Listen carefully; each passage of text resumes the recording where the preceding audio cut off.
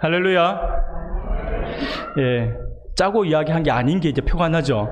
예, 미리 짜고 했으면 이야기가 막 이게 준비를 하고 연습을 했을 건데, 아이고, 너무 감사합니다. 너무 감사하고, 옆에서 우리 청년들, 찬양하는 모습을 볼 때 보니까 되게 감동이 돼요. 감동이 되고,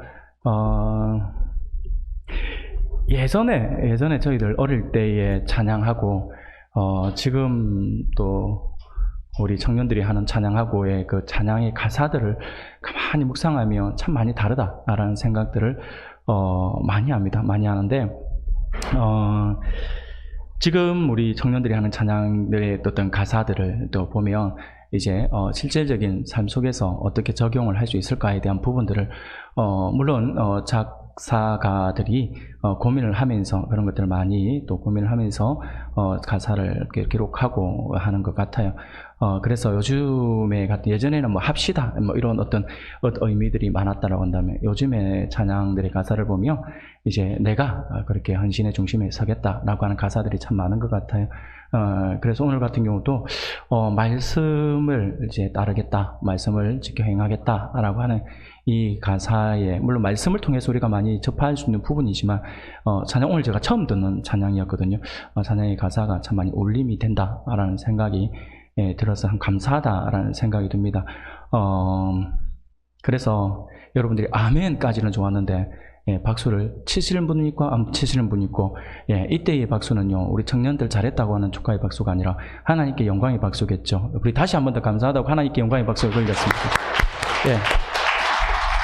가사의 내용뿐만 아니라 저는 우리 청년들 헌신 예배를 하면서 어떤 말씀으로 같이 적응을 할 수 있을까라는 생각을 하면 요즘에 계속 제가 많이 고민하고 요즘에 계속 제가 많이 좀 몸부림친다기보다도 좀 많이 가슴에 좀 갑갑하고 답답한 부분들이 많습니다. 많은 부분들이 있어가지고 고민을 좀 많이 하고 있는 것들이 있어요. 그런데 우리 청년들을 오늘 보면서 또 새로운 또 희망을 가질 수 있고 또 하나님의 은혜를 또 누릴 수 있는 것 같다라는 생각이 들어서 참 감사하다라는 생각이 들고요. 그래서 우리 청년들과 함께 어떤 말씀을 나눌 수 있을까에 대해서 고민을 많이 했어요. 고민을 많이 하다가 우리 청년들이 정말 하나님 보시기에 흐뭇한 청년들, 우리 청년들이 하나님 보시기에 정말 기뻐하는 청년들이 되었으면 좋겠다라는 생각을 합니다. 그런데 이때의 청년은 우리는 자꾸 오해를 하고 착각을 많이 해요. 물론 오늘 청년부 헌신 예배라서 우리 청년들 앞자리에 또 이렇게 지난번에 헌신 예배 때 헌신 예배 주인공들은 앞자리에 왔으면 좋겠습니다 라고 했는데 그 말씀 기억해서 또 앞자리에 앉아주어서 너무 고맙고 감사하고요. 지금 우리 청년들에 대한 대상으로 두고 있는 말씀이긴 하지만 우리는 전체적으로 볼 때 성도들 역시 마찬가지예요. 나는 이제 나이가 많아서 파이다. 나이가 많으면 얼마나 많습니까? 아브라함보다 많은 것도 아니면서 많습니다. 그래서 우리가 청년이라 할 때 이게 속에서의 청년은요 지금 우리 눈에 보이는 이 피부가 탱탱한 이 젊은 친구들만 이야기하는 것이 아니라 영적 청년이 이 안에 다 포함됩니다. 저는 그래서 지금 우리 교회에 지금 예배드리고 있는 이 자리에 예배드리는 우리 모든 성도님들은 다 영적 청년이라고 믿습니다. 할렐루야. 할렐루야. 여러분들 우리 모두가 청년이어야합니다. 그래서 늘 오늘 말씀을 보면서 오늘 말씀을 통하여서 우리 청년부 헌신 예배지만 우리 모두가 하나님께서 정말 기뻐하시는 것이 무엇인지를 우리가 한번 살펴보고 그래서 또 우리가 그 기뻐하시는 그 가운데 서서 우리 주님의 몸된 제단을 섬겨 나간다면 우리 교회가 젊은 교회, 우리 교회가 하나님 기뻐하시는 교회, 아름다운 교회 또 지역사회 안에서 영향력을 행사하는 교회가 될 줄 믿습니다. 오늘 본문을 우리가 보면서 우리가 또 여러 가지 생각들을 하는데 오늘 본문을 우리가 에베소서 5장의 말씀을 가지고 우리가 하나님을 기쁘시게 합시다 라는 제목으로 같이 잠시 말씀을 나누도록 하겠습니다. 오후 시간이 되면 항상 제가 여러분들과 함께 많이 나누는 게 있죠. 오늘도 앞뒤 좌우로 인사 한번 하겠습니다. 서로 인사할 때 당신은 나의 기쁨입니다 라고 한번 인사하겠습니다.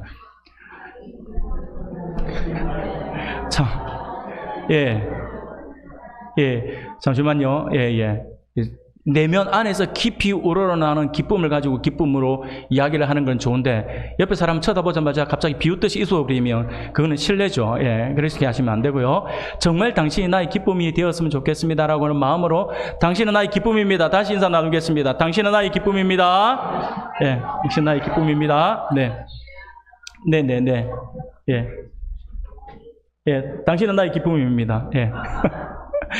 예, 우리가 늘 하는 인사이지만 오늘도 새삼 다시 한 번 더 이렇게 인사를 나누었는데요. 이 기쁨이라고 하는 게 참 중요하다라는 생각들을 해보게 됩니다.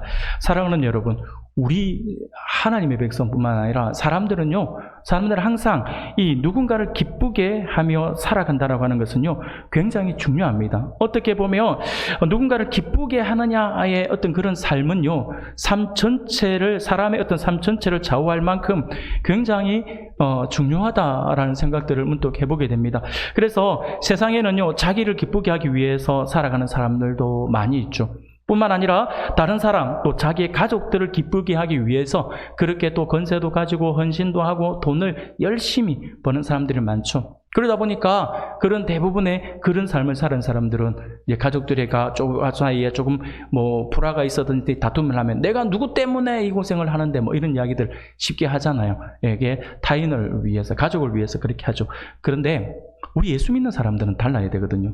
예수 믿는 사람들은 예수 안 믿는 사람들이 가지고 있는 그 어떤 관점, 그들이 가지고 있는 세계관, 그들이 가지고 있는 생각들을 우리가 접목해서 우리가 그 모습을 닮아서는 안 된다라고 하는 것입니다. 우리는요, 항상 기억하셔야 돼요. 성도는요, 교회입니다. 교회는 구별한 자라들이잖아요. 우리는 구별되었어요. 세상에 살아가지만 세상과 구별된 존재. 그래서 그들과는 삶의 방식이 달라야겠죠. 그래서 예수 믿는 사람들은 세상 사람들처럼 살아서는 안 됩니다. 그래서 우리 예수 믿는 사람들은 무엇보다도 자기를 위해서도 아니고 타인을 위해서가 아닌 가장 우선적으로 누구의 기쁨이 되어야 되냐면 당연히 하나님을 기쁘시게 하는 삶이겠죠. 우리는 하나님을 기쁘시게 하는 삶을 살아야 합니다. 그래서 하나님 제일 주의로 우리가 살아가야 하고요. 하나님을 기쁘시게 하는 그런 생활을 해야 합니다. 왜냐하면 이렇게 하나님 제일 주의적인 삶을 살고 하나님을 기쁘시게 하는 삶을 살잖아요. 그러면 우리가 그렇게 살아갈 때 하나님은 그런 우리를 보시고 우리가 가지고 있는 고민들, 우리가 가지고 있는 문제들, 아니면 우리가 관심이 있는 그 모든 사람들을 하나님께서 함께 돌보신다라고 하는 거예요. 우리가 하나님의 백성으로서 내가 누군가에게 더 잘해주고 싶다면 하나님께 먼저 우선하십시오. 그러면 하나님께서 내가 해주는 것보다 훨씬 더 좋은 것으로 사랑을 베풀어 주신다라고 하는 사실들을 알아야 합니다. 나를 비롯하여서 우리 가족들 그리고 이웃들까지도 하나님께서 그의 삶을 책임져 주신다라고 하는 것이죠. 사랑하는 우리 성도 여러분, 우리가 흔히 세상에서 권세 있는 사람들의 마음만 들어도 그 권세의 덕을 본다라고 그렇게 이야기하지 않습니까? 근데 하물며 만왕의 왕이신 우리 하나님 아버지를 우리가 기쁘시게 하는데 우리 하나님께서 우리를 못 본 채 하실까요? 아니다라고 하는 것이죠. 하나님이 우리를 책임져 주신다라고 하는 것입니다. 하나님의 말씀에 순종하며 하나님을 기쁘시게 하는 사람들은 하나님께서 반드시 그의 삶을 책임져 주신다라고 하는 사실을 굳게 믿고 나아갈 수 있는 우리 성도님들이 되시기를 소원합니다. 그런 의미에서 오늘 본문에 바울은요, 아주 중요한 의미로서 우리에게 말씀을 주고 있죠. 오늘 10절 말씀을 보니까 주를 기쁘시게 할 것이 무엇인가 시험하여 보라라고 말씀을 하고요. 그리고 로마서 12장 2절에도 보면 이렇게 말씀을 해요. 하나님의 선하시고 기뻐하시고 온전하신 뜻이 무엇인지 분별하도록 하라라고 말씀을 합니다. 쉽게 말씀을 드리며 하나님이 무엇을 기뻐하시는지, 하나님이 무엇을 원하시는지 우리가 항상 고민해야 한다라고 하는 것이죠. 그래서 하나님께서 기뻐하시는 것이 무엇인지를 알아야지 우리가 하나님을 더욱더 기쁘시게 해드릴 수가 있다라고 하는 것이죠. 바울이 계속해서 그렇게 강조를 하고 있습니다. 오늘 본문의 말씀을 전체적으로 살펴보면 바울은 먼저 8절에서 이렇게 말씀을 하죠. 너희가 전에는 어두움이더니 이제는 주 안에서 빛이라, 빛의 자녀들처럼 행하라라고 이렇게 강조를 하면서 그리스도를 영접하기 이전의 죄악 가운데 있던 상태와 그리고 영접한 후에 하나님의 자녀로서 거룩하게 살아가는 상태를 지금 대조시키고 있습니다. 그렇게 대조하면서 하나님의 자녀, 곧 빛의 자녀들로서 거기에 합당한 삶을 살아야 할 것이다 라고 이렇게 말씀을 합니다. 그러면서 바울은요, 빛의 자녀로서의 합당한 빛의 열매를 맺을 것에 대해서 구체적으로 언급을 하며 강조하고 있습니다. 그러면 바울이 말하고 있는 이 빛의 열매는 무엇일까요? 그것을 9절에서 말씀을 하죠. 9절을 우리가 같이 읽겠습니다. 시작. 빛의 열매는 아멘. 빛의 자녀로서 빛의 열매를 맺어야 된다라고 말씀을 했는데 그 빛의 열매가 뭔가라고 했더니 모든 착함과 의로움과 진실함에 있다라고 말씀을 합니다. 모든 착함이라고 하는 것은요, 일반적으로 우리가 생각하는 선, 맞습니다. 그 선을 이야기하고 있는 것입니다. 그런데 여기서 말하는 선, 이 모든 착함이라 했을 때 이 선은요, 우리가 태어날 때에 가지고 태어난 성품을 이야기하는 게 아니에요. 우리가 태어날 때부터 가지고 있었던 그런 어떤 선한 성품을 가져야 된다. 이걸 이야기하는 것이 아니라 내가 전에는 어두움이었지만 지금 빛의 자녀잖아요. 그래서 빛의 자녀로서 여기서 말하는 선이라고 하는 것은요, 빛의 자녀가 되고 난 뒤 내가 할 수 있는 의지적인 선을 이야기하는 것이죠. 내가 처음부터 본성적으로 가지고 있는 것이 아니라 의지적인 선을 말씀을 하고 있는 것입니다. 우리가 빛의 자녀들로서 이제는 거기에 합당하게 선한 삶을 살고자 노력을 하면서 거기에 합당한 열매를 맺어야 하는데 그것이 빛의 열매가 된다라고 하는 것이죠. 쉽게 말씀을 드리면 이제 내가 빛의 자녀로서 하나님의 자녀가 되어서 빛의 자녀가 되었어요. 빛의 자녀가 되었으면 당연하게 우리가 의식적으로 내가 그 빛을 바라고자 노력하는 삶을 살아야 되는 거예요. 그래서 예전에는 내가 좀 불합리하고 내가 좀 불법을 자행하고 내가 거짓말도 하고 하는 삶을 살았다며 이제는 빛의 자녀이기 때문에 내가 그거 하지 않아 하면서 그것들 다 단절하면서 의식적으로 선하게 살아가려고, 그래서 하나님의 이름이 드러나게 살아가려고 노력하는 그 삶을 살아야 한다라고 하는 것이죠. 그게 빛의 자녀로서 맺어야 될 선한 빛의 열매다라고 이야기하고 있습니다. 그리고 의로움이라고 이야기하잖아요. 여기서 의로움이라고 하는 것은요, 한마디로 딱 이야기하면 외식을 버려라라고 하는 거예요. 외식. 그러니까 무슨 말입니까? 척하지 말라라고 하는 것이죠.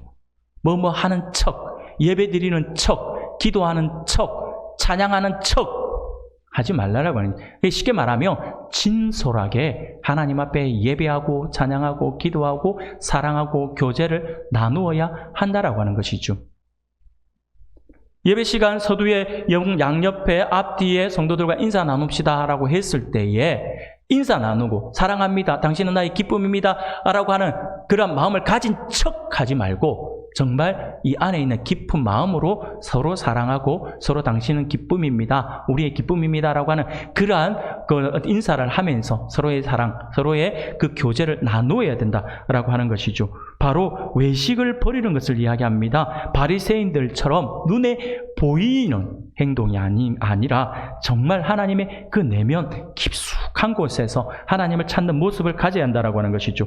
오직 하나님으로부터 주시는 은혜 안에서 사람들 앞에서 흔들림 없는 그런 믿음의 행위, 그것이 곧 의로움이며 그 의로움이 빛의 열매가 된다라고 말씀하고 있는 것이죠. 그리고 진실함이라고 했어요. 진실함. 이 진실함은요, 솔직한 것을 이야기하는 게 아니에요. 여기서 본문에서, 오늘 본문에서 진실함이라고 할 때 이거는 당신이 정직해야 한다, 솔직해야 된다, 그런 의도로 이야기하고 있는 것이 아니에요. 여기서 진실함이라고 해석을 하고 있는 헬라어 원어를 보면 그 헬라어 원어는요, 알레데이아라고 하는 단어예요. 이 단어는 뭐냐면 진리예요. 진리. 쉽게 말하면 여기서 말하는 진실함이라고 하는 것은요, 바로 진리 대신 우리 예수님의 말씀 안에서 솔직하고 정직하고 순수한 성품으로 살아가야 한다라고 하는 것이죠. 말씀, 진리이신 주님 안에서 그분이 기뻐하시는 삶 가운데서 내가 정직하고 솔직한 모습으로 가져야 한다라고 하는 것이죠. 그게 빛의 자녀로서 마땅히 가져야 되는 모습이며 그러한 삶이 빛의 열매가 된다라고 하는 거죠. 이 세 가지를 바울이 이야기하고 있습니다. 그러면서 바울은요, 이 세 가지를 이야기하고 나서 끝나는 것이 아니라 그 뒤에 우리에게 아주 의미심장한 말씀을 지금 선포하고 있습니다. 그게 뭐냐니까 주를 기쁘시게 할 것이 무엇인가 시험하여 보라라고 이야기하는 거예요. 쉽게 말씀을 드리면 이게 무슨 말이냐면 빛의 자녀로서 빛의 열매를 맺는 것은 불량나무가 아닌 이상 그 열매를 맺는 것은 당연하다라고 하는 거예요. 쉽게 말씀을 드리면 우리가 빛의 열매를 어떻게 맺을까? 빛의 열매를 어떻게 맺을 수 있을까? 내가 어떤 노력을 해야 될까? 막 그래가지고 조금 전에 우리가 이야기한 것처럼 내가 모든 착함, 의로움, 진실함을 내가 가져야 되기 위해서 내가 몸부림치고 막 이런 생각들을 많이 하는데 사실은 그게 아니라 우리가 바로 요한복음 15장에 있는 포도나무 비유인 것처럼 우리가 주님께 붙어 있기만 하면 된다는 거죠. 그러면 당연히 우리 안에는 그 빛의 열매가 맺어지게 되어 있다라고 하는 거예요. 우리가 썩은 가지가 아니라고 한다면, 우리가 죽은 가지가 아니라고 한다면, 우리는요, 우리의 나무, 이 생명의 근원되는 주님께만 붙어만 있으면 제대로 된 열매를 맺을 수가 있다라고 하는 것이죠. 그러면 그 열매를 더해서 우리가 그것이 끝이 아니라, 우리가 이렇게 열매 맺는 것으로 끝이 아니라 빛의 자녀들이 이렇게 열매를 당연히 맺는데, 그러면 그 열매를 맺는 우리가 어떻게 해야 돼? 열매 맺는 것으로 끝나는 것이 아니라 우리가 우리에게 열매를 맺게 해주시는 그분께 우리가 그분을 어떻게 기쁘시게 할 것인가에 대해서 고민하라라고 하는 거죠. 그걸 이야기하고 있는 것입니다. 그래서 하나님을 기쁘시게 해드리는 것, 그것이 바로 빛의 자녀들이 진짜 행해야 되는 것이다라고 하는 것이죠. 그것이 무엇인지 우리가 고민하고 그것을 찾아서 행해야 하는 것입니다. 사랑하는 우리 청년 여러분, 그리고 우리 성도 여러분, 우리가 하나님을 기쁘시게 해드릴 수 있는 것이 뭘까요? 한번 생각해 봅시다. 하나님이 정말 우리를 통하여 기뻐하시는 게 뭘까요? 무엇이 하나님을 기쁘시게 해드리는 것일까요? 성경에는요, 그런 부분들이 정말 많아요. 하나님이 무엇을 기뻐하시는지, 정말 영혼 구원하는 거 정말 하나님 기뻐하시죠. 하나님은요, 우리가 영혼 구원할 때 하나님은 하늘에서 하나님 춤추신다. 우리 찬양도 있잖아요. 예수 이름이 온 땅에, 그 찬양 아시죠? 하나님 기뻐 춤추신. 저만 아나요? 예, 다 아시죠? 예, 표정이 처음 듣는 찬양 같아가지고. 예, 그러진 않죠? 예. 사랑하는 여러분, 우리가 하나님을 춤추시게 하는 거예요. 그게 이 VIP 관심을 가지고 VIP 전도하는 게 그거죠. 그게 근데 하나님을 기쁘시게 하는 거, 이게 가장 큰 것인데, 그런데 그거 외에 우리가 오늘 볼 때 성경에 기록되어 있는 말씀 가운데 한 몇 가지만 우리가 보면서 정말 하나님을 기쁘시게 하는 우리 청년들, 정말 우리 하나님을 기쁘시게 하는 우리 성도님들이 되었으면 하는 바람으로 하나님을 기쁘시게 하는 것이 무엇인지에 대해서 몇 가지를 한번 살펴보면서 은혜를 나누고자 합니다. 사랑하는 여러분, 우리가 하나님을 정말 기쁘시게 해드릴 수 있는 것이 무엇일까요? 그것은요, 바로 우리 오전 예배 시간에 계속 최근에 들어 제가 말씀을 드리고 있는 그겁니다. 바로 믿음이에요. 믿음. 히브리서 11장 6절에서 우리가 잘 아시는 말씀이죠. 믿음이 없이는 하나님을 기쁘시게 하지 못한다라고 말씀을 하고 있어요.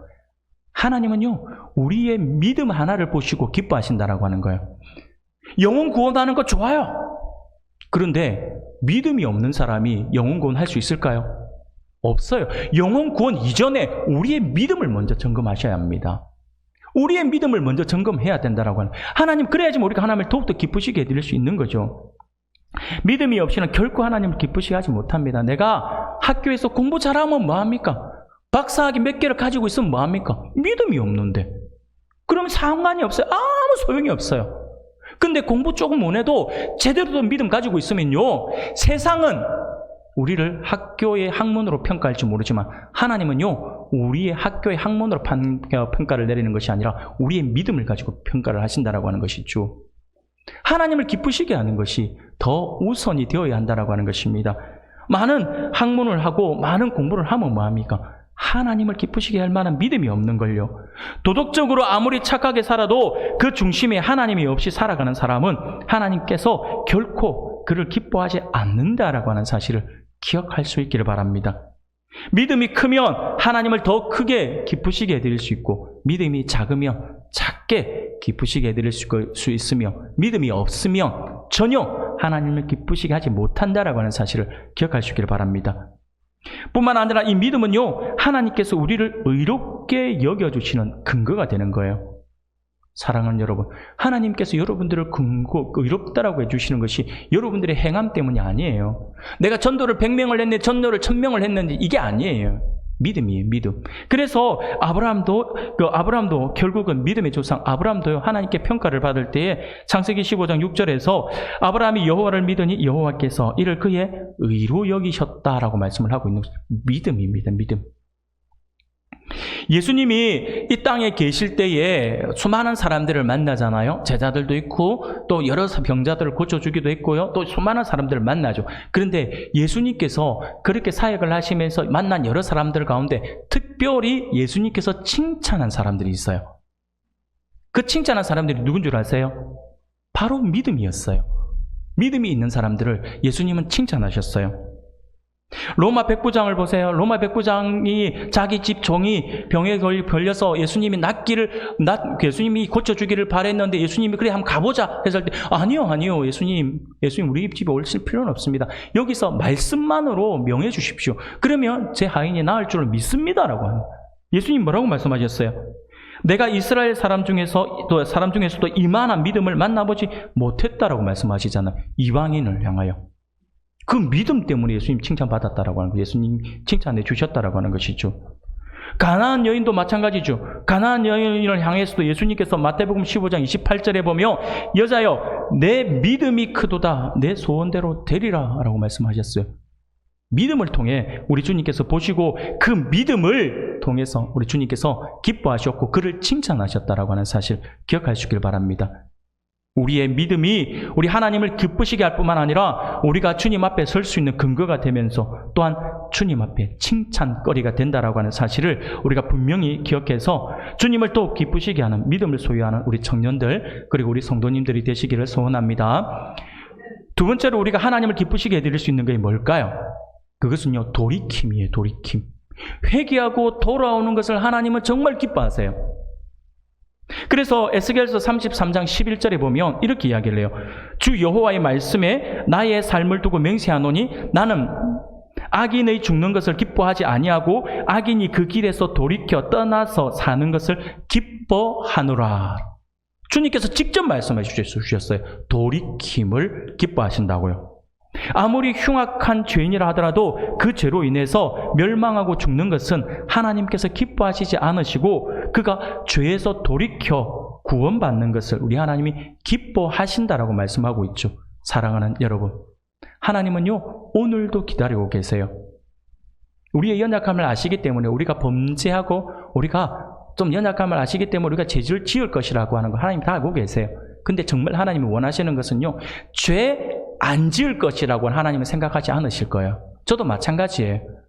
사람은 죄를 안 짓고 살 수는 없어요. 우리의 연약한 심성 때문에. 우리가 이미 악한 세상 속에 있기 때문에 그래요. 그런데 정말 하나님 기뻐하시는 건 뭐냐면 빨리 돌이키는 거예요. 빨리 돌이키셔야 돼요. 그러면 하나님께서 기뻐하세요. 우리가 범죄한 사실보다 하나님께서 오히려 돌이키는 그 사실을 통해서 우리를 하나님께서 더 기뻐하신다는 사실을 기억하시길 바랍니다.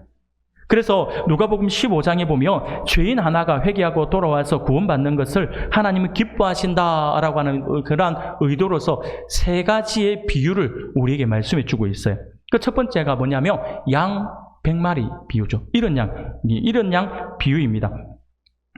이 양 100마리 가운데 99마리를 두고 이런 양 한 마리를 잃어버렸다가 그 양을 찾고 나면 잔치를 베풀며 기뻐한다라고 하죠. 그래서 누가복음 15장 7절에 이와 같이 죄인 한 사람이 회개하면 하늘에서는 회개할 것이 없는 의인 99을 인하여 기뻐하는 것보다 더하리라 라고 말씀을 합니다. 주님이 정말 기뻐하신다라고 하는 것이죠.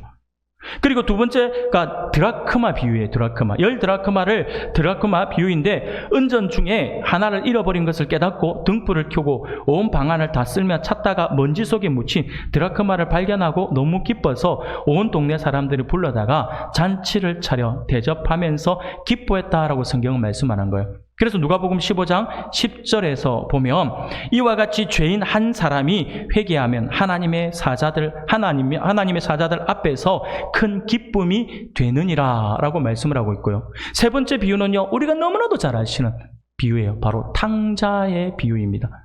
어느 한 부잣집에 아들이 둘이 있었는데 둘째 아들이 아버지가 살아계심에도 불구하고 아버지가 어차피 돌아가시면 나에게 줄 유산 지금 나에게 주십시오 라고 해서 그 유산을 받아서 떠나갑니다.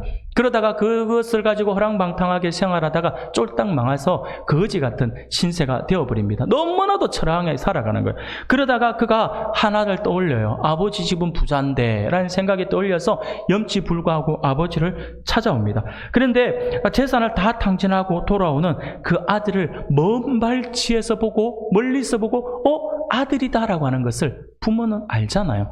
멀리서 보고 사람 얼굴도 모르겠고 형체도 모르겠는데 그 우리 아들이라고 하는 거 부모님은 알아요. 딱 멀리서도 보고 딱 알잖아요. 그래서 아버지가 거의 버선발로 뛰어나가서 이 아들을 끌어안고 목에 입 맞추고 그리고 어떻게 하면 목욕시키고 그 옷을 싹 다 갈아입히고 큰 송아지를 잡아서 큰 잔치를 배설하잖아요.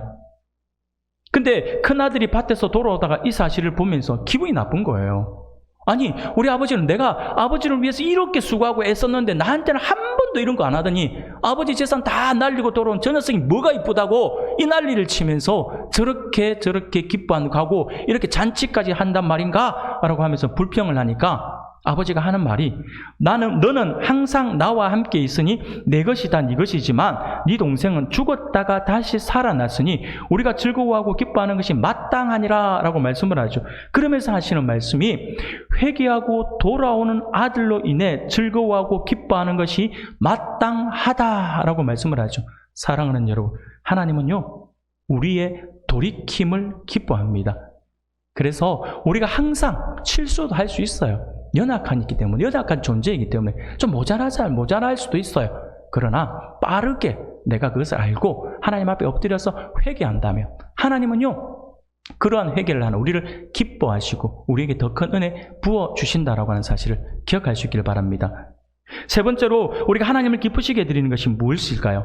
그것은요 말씀에 순종하는 삶이에요. 내가 100% 순종하지 못해도 좋아요. 그러나 말씀 때문에 내가 발버둥치고 말씀 때문에 고민하면서 내가 어찌할꼬 하면서 한탄해하면서 기도하고 그 말씀대로 살아가려고 노력한다면 하나님은요 그 중심을 어여삐 여겨 주신다라고 하는 거예요. 여러분, 집에서 자녀를 키워본 우리 성도님들은 아시잖아요. 자녀를 키워도 부모의 말씀에 순종하는 자식이 있고 순종하지 않는 자식이 있어요. 물론 10손가락 깨물어서 안 아픈 손가락은 없어요. 그러나 부모의 마음은요 말 잘 듣고 순종하는 자녀에게 조금 더 관심이 가는 게 사실입니다. 안타깝게도 저희 집은 하나밖에 없어갖고 제가 테스트를 해보지는 못합니다만은 그렇다고 하더라고요. 보통 보면 아무리 그래도 더 말 잘 듣고 그러면 그 아이에게 더 관심이 가져지는 것은 인지상정이라고 하는 것이죠. 사사건건 불순종하고 제 고집대로 하고 사고만 치는 그런 자식은요 좀 그 자식 볼 때마다 기쁨이 있는 것이 아니라 어떻습니까? 처음에 어린아이 때는 기쁘죠. 사고 쳐도 이쁘고 아이고 네가 살아있다고 하는 증거구나 라고. 그런데 이 녀석이 자라면서 계속 사고 친다 해보세요. 그래도 기뻐가지 아이고 이쁜 거 이러겠습니까? 말이 바뀌죠. 그때부터는 아이고 저 왼수 같은 거 저거 갑자기 사랑하는 아들에서 왼수로 바뀌어버리잖아요. 물론 그게 진짜 원수라고 해서 표현하는 것은 아니지만 속상한 마음을 표현의 방법이겠죠. 사랑하는 여러분, 순종하는 자녀가 이뻐 보이는 거 불순종하는 자녀가 우리의 근심거리가 되는 것은 너무나도 당연한 겁니다. 하나님도 마찬가지라고 하는 거예요. 하나님께서 우리가 하나님 말씀을 순종하려고 발버둥 치고 순종하려고 막 애쓸 때 하나님께서 우리를 한 번 더 보신다라고 하는 거예요. 더 관심을 가져주신다라고 하는 거죠. 불순종하면 하나님의 근심이 되잖아요. 근심이. 사랑하는 여러분, 하나님의 말씀을 듣고 깨닫는 대로 순종하고 실천하는 것이 곧 하나님을 기쁘시게 하는 것이다 라고 하는 사실을 기억해서 날마다 우리 주님의 말씀 앞에 엎드려 그 말씀을 받고 철저히 말씀에 순종함으로 하나님을 더욱더 기쁘시게 해드릴 수 있는 우리 청년들 그리고 우리 성도님들이 되기를 소원합니다. 하나만 더 말씀을 드릴게요. 우리가 하나님을 정말 기쁘시게 해드릴 수 있는 것은요 바로 이겁니다. 예배예요. 예배. 영과 진리로 예배하는 자를 하나님은 정말 기뻐하십니다. 예배가 우선이 되어야 되겠죠. 이 지구상에 수많은 사람들이 살고 있지만 하나님은 그 중에서도 영과 진리로 예배하는 자들을 찾고 계시고 그들을 기쁘게 보신다라고 말씀을 합니다.